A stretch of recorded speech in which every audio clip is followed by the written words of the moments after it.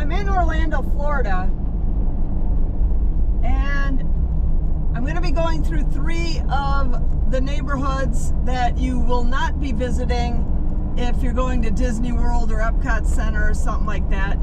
These are 3 neighborhoods in the northwest corner of the city that 3 of the ones that have some of the worst crime in the city.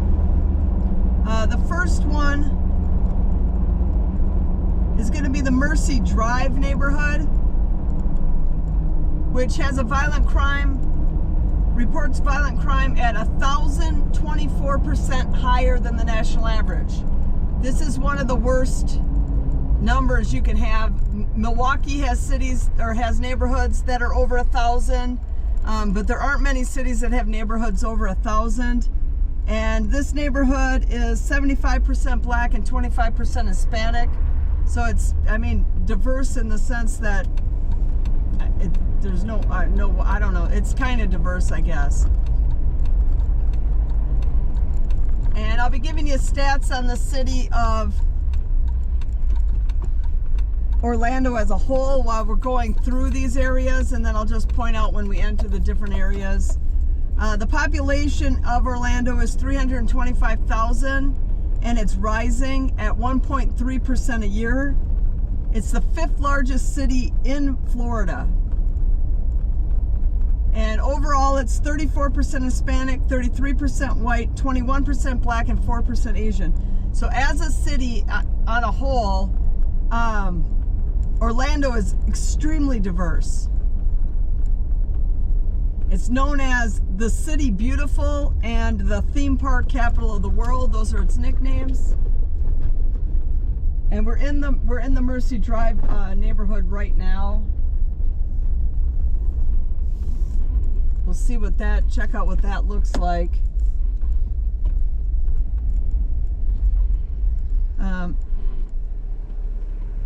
And so the city of Orlando, they say if you ate breakfast, lunch, and dinner at a different restaurant every day, it would take you 5 years to eat at every single restaurant in the city of Orlando. That's how many restaurants they have. I wonder if, well, Vegas is smaller. I was going to say, I wonder if Vegas beats it, because Vegas has a restaurant every 5 feet. And we're going to try to squeeze out here really fast.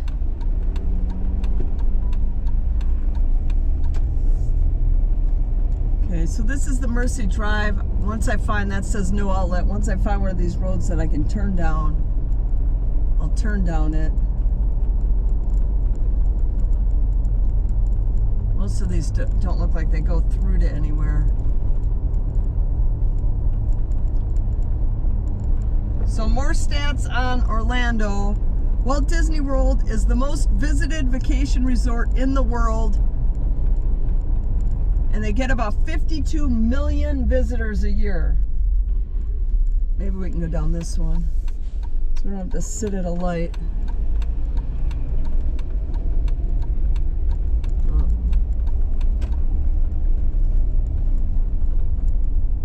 That place is boarded up. That could have been I don't know if they got any of the hurricane damage in Orlando though, but that place was boarded up.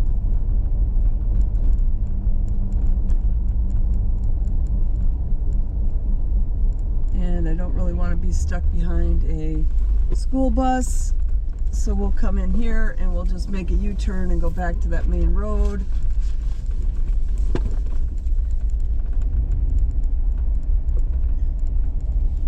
Otherwise we'll be stuck sitting behind a school bus forever, making a stop at every block.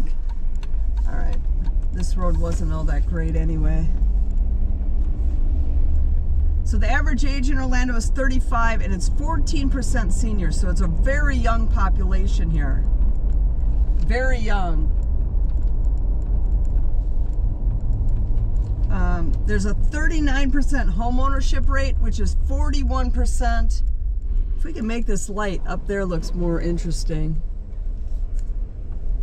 Well, oh, yep, we're gonna just go straight up this road. This looks a little more interesting. This is still the Mercy Drive neighborhood. Yeah, the houses are pretty run down, but it's not too bad for being 1,000 times worse than the national average for, oh, there's a lot of garbage down in that side dish. People must just, that's where they dumped, oh, that, yeah. Okay, yeah, you can see this now.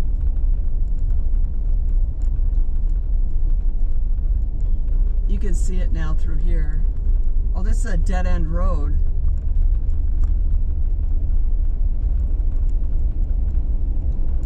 Is it a dead end? It is a dead end. I didn't see it say dead end at the beginning. I almost would drive right through that gated area right there.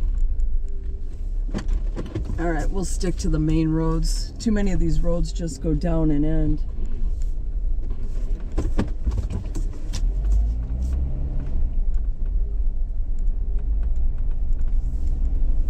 We'll just stick to the main road. That road was too long. I couldn't see on the GPS that it ended. All right, so the average income in Orlando is about $42,000, and there's a 15% poverty rate, which is actually pretty good for a city of its size, 15%. The bad cities get, you know, up closer to 20.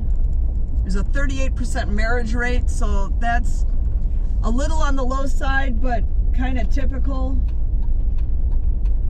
Now we're gonna head into the Willows neighborhood, which is 194% worse, so it's not super bad, but it's getting in that iffy category. This is the Willows. The next neighborhood we'll go through is the best of the three. This Mercy Drive one that we're in right now is the worst of the three.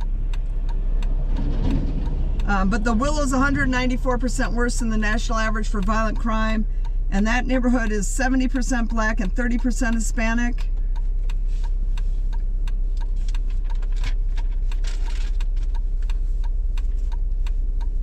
And more stats about Orlando as we sit here at this light, trying to make a left. And for people wanting to know, we're going to turn and go north on Mercy Drive. And right now we're on W.D. Judge Drive. So 35% of the people that live in Orlando were born either in Orlando or in Florida. 35%, that's really low. So it shows that a lot of people are moving in here, and a lot of the people that were born here moved out. It's 23% foreign born, and 13% of the people that live here are reported as non-citizens. So that number could be significantly higher. But so far this doesn't look too bad. That one road did. When you're off in the houses more, yeah, they're just dumping garbage everywhere in that empty lot. A lot of litter. Not a lot of, there's some graffiti. Right as I was going to say, not a lot of graffiti, then I look and I see graffiti.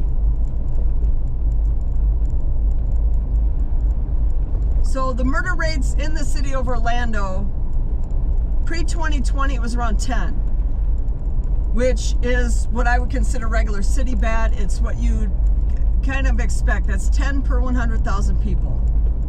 And it's just, there's a certain level that you have to accept when you live in a city, especially a larger city, and that 10 pre-2020 would have been that. The assault rates pre-2020 were in the 400 to 600s, and for a perspective on that, Chicago is around 550-ish. So their assault rate pre-2020 was that of Chicago, but their murders were just regular city bad levels. Post 2020, in 2023, their murder rate was around 24, and Chicago's murder rate is 22. Typically, Chicago sticks right around that 22 every year, but a murder rate of 24 is, I mean, if you think Chicago has a lot of murders per capita, then you'd have to say that Orlando does, because it had more in 2023 than Chicago per capita, per 100,000 people. But the violent crime in the city as a whole is only 126% higher than the national average. Now that is, but in my opinion, higher than regular city bad, but nowhere near that iffy category. Like it's higher, 100,000, the upper 80s, 90s, 100,000. That's regular city bad. 126 starts getting up there. Their property crime is 106% higher than the national average, and that's right around a regular city bad. Boy, we're missing all the lights. Your odds of becoming a victim of a crime here are 1 in 21, which is fairly typical of a city like this. It might sound like, 1 in 21, like if you take all your friends and family and put them in a room, one of you is going to become a victim of a crime. It might seem like a lot, but as far as cities go, that's kind of just the way things are. And the year-over-year crime here is showing a 4% increase. Yeah, they'll get all this garbage. This is going between one bad neighborhood to another bad neighborhood, and there's just garbage everywhere. Just garbage everywhere. But if you show an increase in crime of 4% in 1 year, that's fine. You can kind of bounce back from that. But you do that over multiple years, and your numbers can get out of control really fast.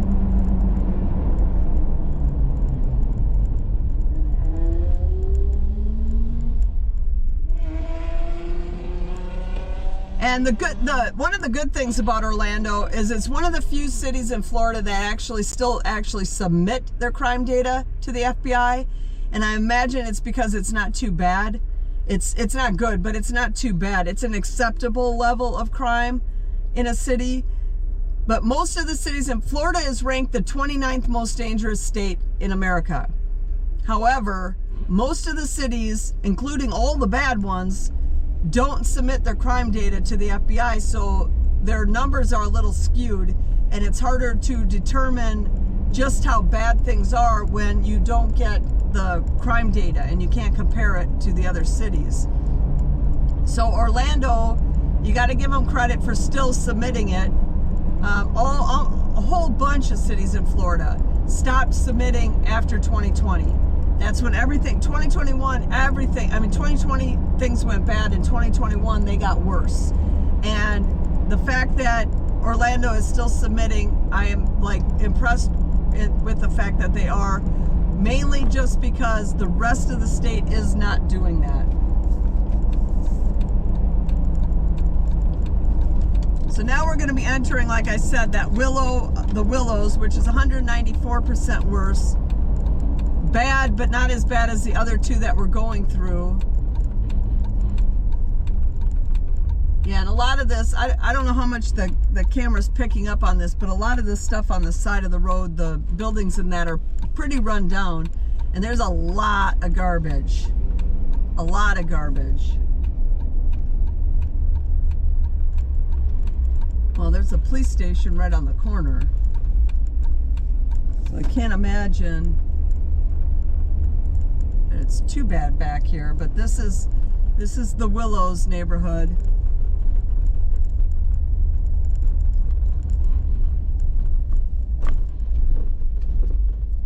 Hopefully this road goes through. Yep, the Willows right there. It's almost like it's a bad gated community or something. Kids going to the school bus.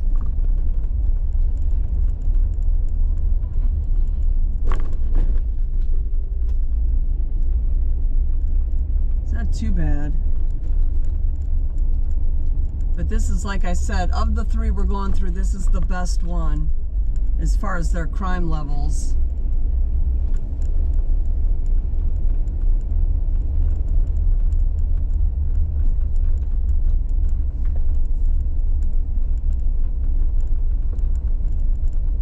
How your yard looks like that in Florida when they get all the rain they get.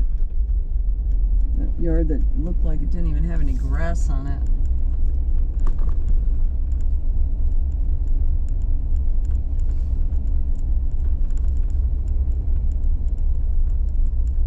It's not the nicest looking neighborhood, but it's not as bad as that first one we went through.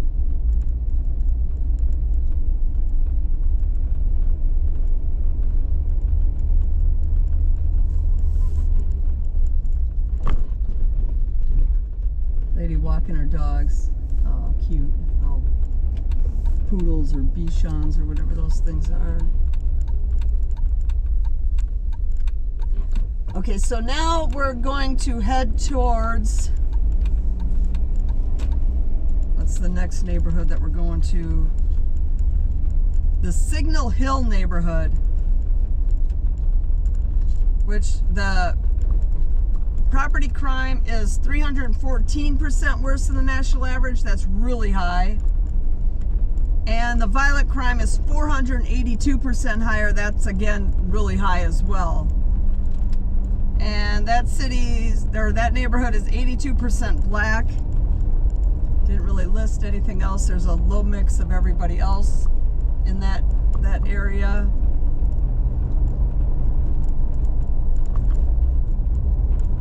And the schools here, 87% of the people that live here have completed the 8th grade.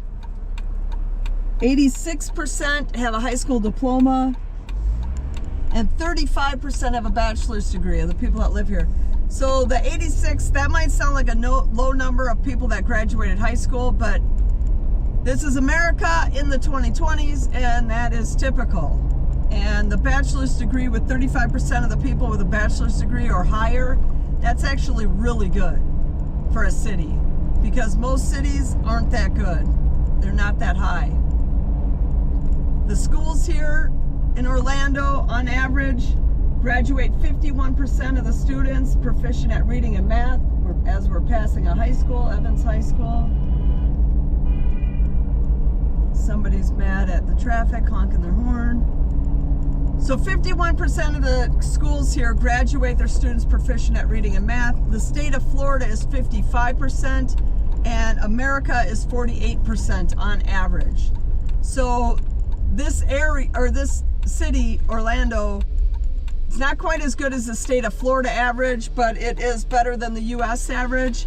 But I would question some of those numbers, because if the state isn't providing the correct crime data to the FBI as a whole, most of the cities don't supply any crime data.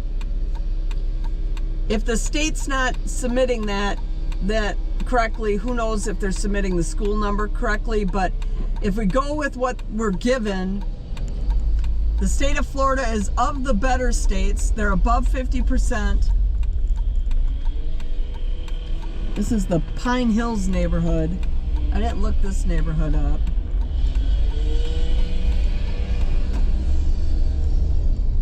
This is the Pine Hills. This is all boarded up stuff. That one's open. The Spring Rolls looks like that's still active. A lot of that kids park there for that kids. A lot of garbage. A lot of garbage.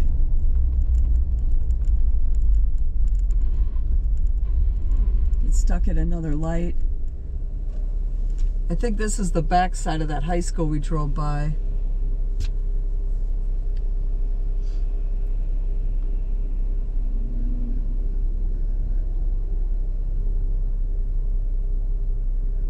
A lot of garbage, kids going to school.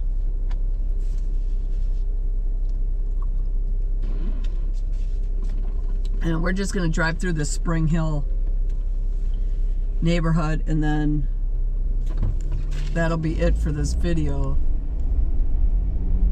But this one, that first one we went through, was the worst, and probably the worst one in Orlando. And like I said, we're in the northwest kind of corner of Orlando, the downtown and all the areas around where you would go if you were going to, Disney World or whatever. Those areas are all relatively safe. They make sure that part of the town is really good. It's when you get to these outer areas. There were a couple pockets. I looked at heat graphs to find what neighborhoods were, or what areas were the worst, and then picked out neighborhoods. And I chose this area to drive through because that Mercy Drive was 1,000 times worse than the national average for their violent crime. And you don't see that in all that many cities. I mean, it's present in some. Milwaukee's got a bunch. Minneapolis has some. But you got to get into really bad cities to have that 1,000 times. So Orlando's got a lot of good areas. And it's just for these outer areas that are bad that are making the crime numbers as high as they are.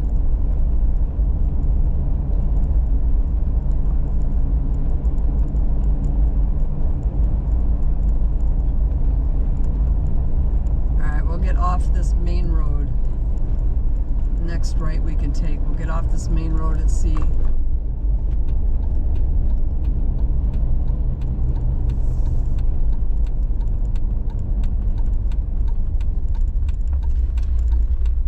So this is going to be the Spring Hill neighborhood.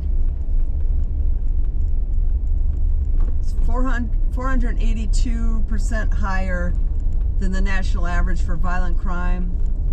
And the property crime and thefts, 314%. So the property crime is horrible. This, I think, was the one that had the worst property crime. So you get bad violent crime and bad property crime. That was the nice house at one point. That one on the right, that pink or whatever color that was, orange. That was a nice house at one time.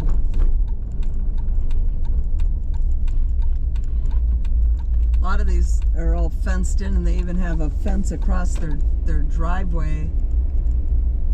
I guess I don't know how many people that would deter if they wanted to get in your house, because you could just jump over it. But it might make them feel better. Either that or they got dogs. And we're headed right into the sun.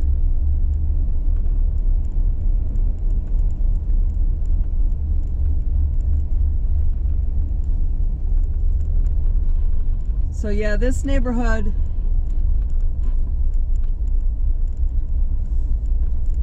you can tell these neighborhoods are kind of bad, but I'm not seeing graffiti. There's a big long brick wall right there, and I'm not seeing graffiti on it.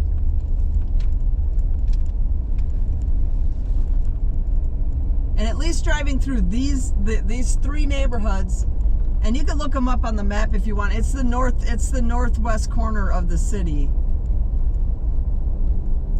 Driving through these, I didn't see any homeless people. There was a little bit of graffiti, but not a lot. Like all these fences, you would expect to have graffiti on them in a really bad neighborhood.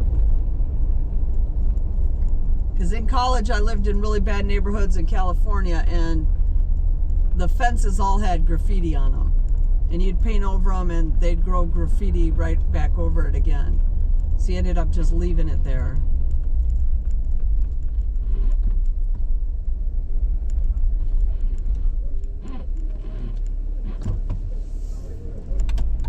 We're gonna turn here before that dude comes walking by us.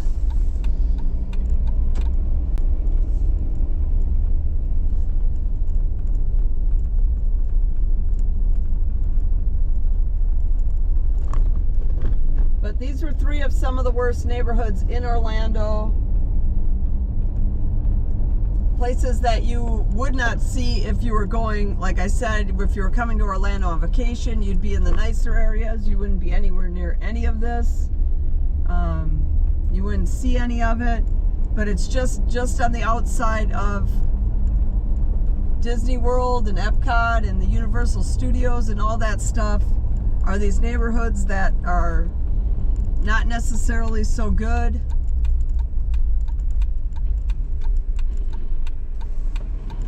And I could have done a drive through Orlando and gone to the places like, you know, the downtown, which is nice. There's not really a lot of crime down in the downtown. Could have went through all those areas, but I thought it'd be better to just pick out a few neighborhoods that were bad and drive through so you could see what the actual, where the people live, what it looks like. And that's kind of what we went through.